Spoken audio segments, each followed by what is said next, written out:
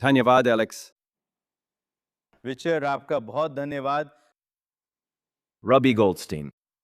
आपके बगल में बैठना मेरे लिए सम्मान की बात है। एलेक्स ने मुझे बताया कि हमारे कुछ सबसे प्रतिष्ठित मेहमान यहाँ मौजूद है। तो मेरे पास जितना मैंने सोचा था उससे 1 मिनट कम है। मैं वही बात आगे बढ़ाऊंगा जो सिल्वन और सिल्वन ने कही थी। ब्रुक ने जो कहा, सबसे पहले दोस्तों के बीच होना अच्छा है। ये मध्य पूर्व और इजराइल के लिए अहम समय है। आप जानते हैं, सैन्य रूप से इज़राइल ने असाधारण सफलता, ताकत और दृढ़ संकल्प दिखाया है। संयुक्त राज्य अमेरिका के साथ मिलकर हमने ईरान के बैलिस्टिक और परमाणु हथियार कार्यक्रम का अधिकतर हिस्सा नष्ट कर तात्कालिक अस्तित्वगत खतरा दूर किया है। लेकिन सैन्य क्षेत्र से बाहर इजराइल की सबसे कठिन चुनौती को पहचानना और भी मुश्किल है। ये प्रभाव और धारणा की चुनौती है। ये मनोवैज्ञानिक युद्ध और गलत सूचना के खिलाफ एक लड़ाई है।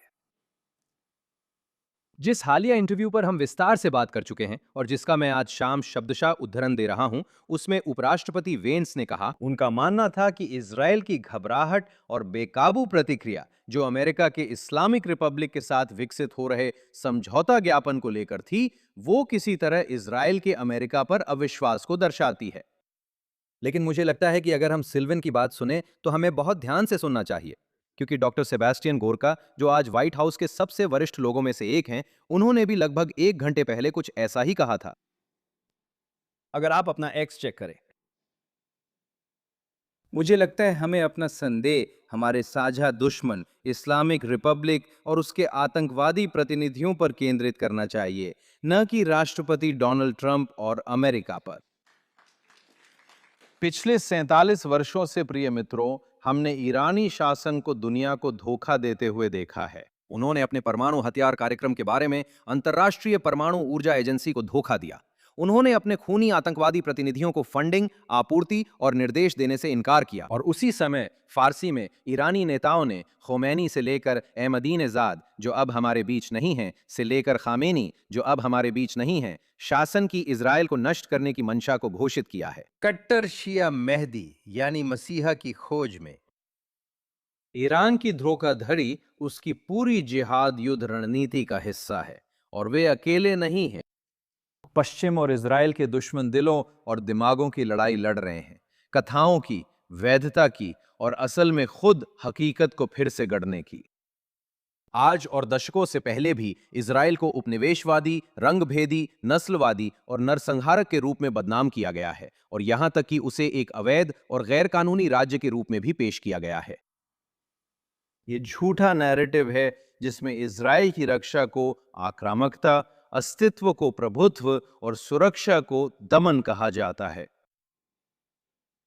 लेकिन यहूदी राज्य और यहूदी लोगों के खिलाफ विचारधारा और राजनीतिक हमला इस्लामवाद, कट्टर वामपंथ और चरमपंथी दक्षिणपंथ का मेल है आज के समय में। और हैरानी की बात है कि संयुक्त राज्य अमेरिका में ये लाल, हरा और भूरा हमला बढ़ रहा है। ये कोई गठबंधन नहीं है, ये यहूदी लोगों के एकमात्र राष्ट्र राज्य पर मिलते जुलते हितों का समानांतर हमला है। उनका उद्देश्य इजराइल का विनाश और जायोनिस्ट परियोजना को खत्म करना है, जो पश्चिमी प्रभाव के खिलाफ एक बड़ी योजना का हिस्सा है।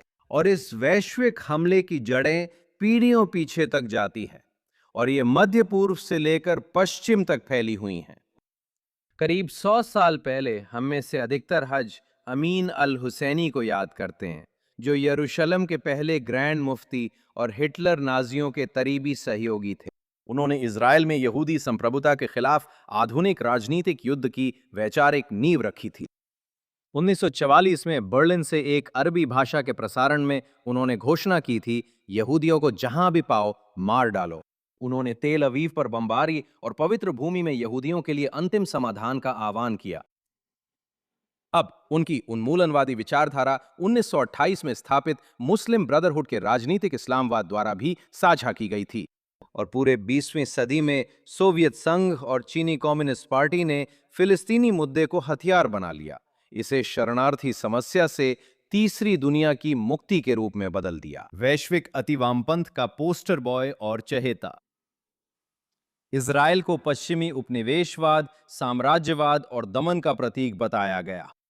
और यह विचार यह था कि इज़राइल को कमजोर किया जाए और संयुक्त राज्य अमेरिका को कमजोर किया जाए, उसे एक हथियार की तरह इस्तेमाल किया जाए ताकि अमेरिका को कमजोर किया जा सके। अरब देशों और सोवियत संघ ने संयुक्त राष्ट्र में इज़राइल पर लगातार और निर्दयता से हमला किया, जबकि चीन ने फिलिस्तीनी आतंकवादियों को सहायता और हथियार प्रदान किए। रद्दीकरण के इस अभियान का चरम 1975 में संयुक्त राष्ट्र महासभा के प्रस्ताव 3379 में हुआ। सियोनवाद नस्लवाद है और इज़राइल वास्तव में इसे रोकने के लिए कुछ भी करने में सक्षम नहीं था। उस समय वो प्रस्ताव इज़राइल के आज के विरोध का केंद्रीय सिद्धांत बन गया और मेरी राय में उसने 7 अक्टूबर के आक्रमण और सामूहिक हत्या तक सीधा रास्ता बना दिया। ये लाल हरा हमला 1979 में ईरान की इस्लामी क्रांति में भी जारी रहा। आयतुल्लाह खुमैनी ने ईरानी कम्युनिस्टों, पीएलओ और सोवियत संघ से गठबंधन किया। फिर ईरानी शासन ने समाजवादी साथियों का सफाया किया और दुनिया में आतंकवाद को प्रायोजित करने वाला सबसे खतरनाक राज्य बन गया, जो सबसे खतरनाक हथियार विकसित कर रहा है। आयतुल्लाह उसामा बिन लादेन और हमास जैसे इस्लामवादियों ने पश्चिम को आकर्षित करने के लिए मानवाधिकार और साम्राज्यवाद विरोधी भाषा का उपयोग करना सीख लिया है। बिन लादेन ने अमेरिका और इज़राइल को ज़ायोनिस्ट क्रूसेडर गठबंधन कहा। क्या आपको उसका अमेरिका को लिखा गया पत्र याद है, जो 11 सितंबर की भयावह घटनाओं के कुछ ही महीनों बाद आया था? उसका कहना था कि पश्चिमी हस्तक्षेप से मुस्लिम दुनिया में स्थायी जिहाद शुरू होगा। और 7 अक्टूबर के बाद बिन लादेन का अमेरिका को लिखा गया पत्र नवंबर 2023 में टिकटॉक पर सनसनी बन गया। इसका गैर हस्तक्षेपकारी संदेश उन युवा अमेरिकियों के साथ गूंज उठा जो गाजा पट्टी में इज़राइल हमास युद्ध को देख रहे थे। अब ये देखिए, ये एक खबर है। आज doctor Erwin Mansdorf, Jerusalem centre for security and foreign affairs के वरिष्ठ विद्वान और फेलो ने एक सर्वे जारी किया है, जिसे आप jcf.org पर देख सकते हैं। इसे सुने। 50% से भी कम अमेरिकियों का कहना है कि ईरान यानी ईरानी शासन अमेरिका का दुश्मन है। सर्वे में शामिल 50% से भी कम अमेरिकियों ने कहा कि ईरान अमेरिका का दुश्मन है और केवल 60% उत्तरदाताओं ने कहा कि उन्हें लगता है कि 9/11 का संबंध कट्टरपंथी इस्लाम से था। और इसी तरह की अज्ञानता की वजह से हम अभी थोड़े चिंतित महसूस कर रहे हैं। इज़राइल के खिलाफ लाल, हरे और अब भूरे रंग की विचारधारा का हमला पश्चिमी विमर्श की मुख्य धारा में प्रवेश कर चुका है। और शब्बात से ठीक पहले न्यूयॉर्क से लौटने के बाद मुझे सल्यूट इज़राइल परेड में मार्च करने का सम्मान मिला, जिसे न्यूयॉर्क के हमास समर्थक मेयर और उनकी पत्नी जुहैर ममदानी ने अभी-अभी AIPAC कहा, राक्षस। जबकि उनके प्रचारक फिलिस्तीनी अमेरिकी हमास समर्थक कार्यकर्ता लिंडा सरसूर ने कहा कि वो डेमोक्रेटिक सोशलिस्ट्स और खासकर इस्लामिस्ट्स को बढ़ावा देकर अमेरिकी राजनीति को साफ करेंगी, जो फ्री पैलेस्टाइन की वकालत करते हैं, from the river to the sea. Linda Sarsour की सहयोगी और फिलिस्तीनी अमेरिकी कार्यकर्ता नरदीन कसवानी सुनी लॉ स्कूल से, क्या आपको एक्स से उनकी याद है? उन्होंने हमें सब कुछ चाहिए का नारा लगाया, जो इज़राइल राज्य की ओर इशारा था। इससे हमें क्या पता चलता है? 2001 की इंतिफादा और 90 के दशक में ओस्लो शांति योजनाओं के आगे इज़राइल के झुकाव का नतीजा क्या हुआ? इंतिफादा को वैश्विक बना दिया गया और ये विचार पश्चिमी देशों के दिमाग में बैठा दिया गया। और ओस्लो में आज से 30 साल से भी ज्यादा पहले, बल्कि ठीक 33 साल पहले, इज़राइल एक जिहादी आतंकी संगठन फिलिस्तीनी प्राधिकरण और फतह के साथ बातचीत करने के जाल में फंस गया था, जो हमारी तबाही के लिए ही बना था। हमें यकीन था कि हम PLO के DNA को फिर से बदल सकते हैं और उसे एक मध्यमार्गी संस्था, जिसे PA कहा जाता है, में बदल सकते हैं। एक विनाशकारी गलती जिससे हमने सबक सीखा। अब हम उस सबक को लागू कर रहे हैं, तो जल्द ही हम अपने प्यारे दोस्तों से दबाव में आ जाएंगे।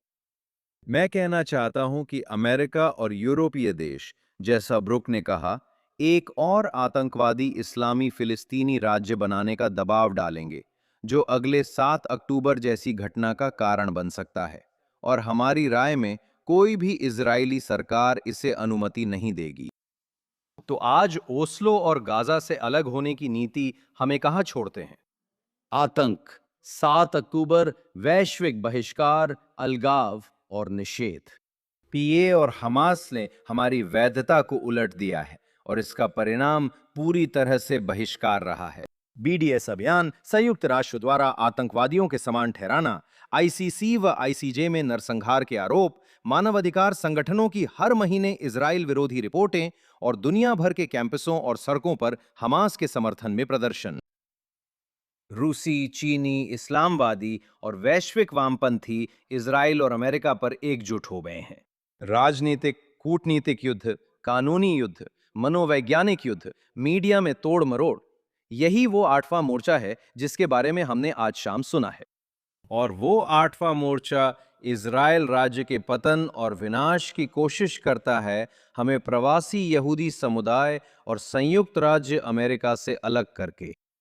आइडियोलॉजिकल स्तर का यह परमाणु बम पहले ही अमेरिकियों पर गिराया जा चुका है और इसके प्रभाव ने इजराइल को अंतर्राष्ट्रीय समुदाय में रेडियोधर्मी पदार्थ बना दिया है। तो इजराइल को अभी सूचना युद्ध अभियान का नेतृत्व करने के लिए क्या करना चाहिए? हमें यह अभी करना होगा। यह तिक्कुन यानी सुधार का समय है। हमें समझदारी से काम लेना होगा। हम सही है, पर समझदारी से काम ले और दुश्मनों पर ध्यान दे, न कि सार्वजनिक रूप से सहयोगियों पर हमला करें। हमें 8वें मोर्चे को उजागर कर उस पर हमला करना होगा और अंतर्राष्ट्रीय संस्थाओं को जवाबदेह ठहराना होगा। हमें कट्टरता उजागर करनी है और अब्राहम समझौते के विस्तार पर काम करना है। जैसा प्रधानमंत्री नेतन्याहू ने जुलाई 2024 में कहा, अब्राहम सुरक्षा गठबंधन आने वाले महीनों में फल देगा। JCA यरूशलेम centre for security and foreign affairs में हमारा मिशन और हमारी मध्य पूर्वी टीम के साथ संयुक्त कार्य, जिसमें यहूदी, अरब, मुस्लिम, ईसाई, द्रूज, कुर्द और ईरानी सदस्य शामिल हैं। यरूशलेम से निकली बोतल में पूरा मध्य पूर्व। हम सब मानते हैं कि इजराइल ही एक स्थिर, सुरक्षित और समृद्ध मध्य पूर्व का समाधान है, जिसमें हमारे खिलाफ झूठ और बदनामी फैलाने वालों या अंतर्राष्ट्रीय संस्थाओं के लिए कोई सहनशीलता नहीं है। बिल्कुल नहीं।